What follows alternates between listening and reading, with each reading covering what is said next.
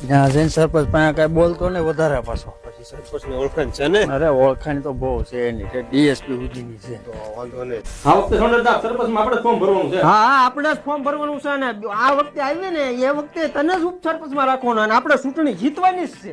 કામ થઈ જાય ને પછી? થઈ જાય બંધ થતું. આવો આવો લવા. હું સરપંચ સાહેબ. હા જોના એ બેઠા હું ભૂલા પડ્યા. હા છોકરાને થોડોક ડખો થઈ ગયો છે ગામમાં. હા હવે વાલો બે જાવ. હું ડખો છો લવા? ડખો નાનો જ છે ને પાછો? હા નાનો છે, એવું કઈ મોટું કઈ છે નહીં. આને જોતા કઈ ડખો નાનો હોય એવું લાગતું નથી મને. નાના સરપંચ સાહેબ એવું કઈ છે નહીં. આ નાના તો ડખો છે ને ઓલા કેસ કરીએ 352 લાગી છે.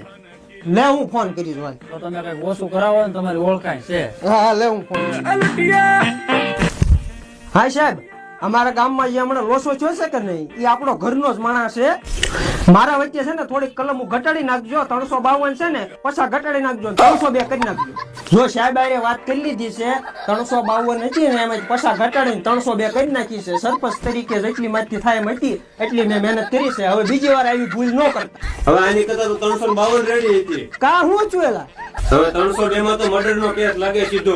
હે નો હોય અરે હું નો હોય, સરપંચ કોને બનાવી દીધું? હાલ હાલેલા હવે કે જામીન ગોતવા જોઈએ. એ મારાથી થાકી હતી એટલી મહેનત કરી મેં પછા તો ઘટાડો. મર્ડર નો કેસ ઠોકાઈ દીધો. ઈ થોડી મને ખબર હોય. હવે જામીન ગોતવા જોઈએ, નહીં મળે તમને જ રાખવા જોઈએ જામીન. રજની તમારા સરપંચ હતા. એ હું મને નથી ખબર એવું.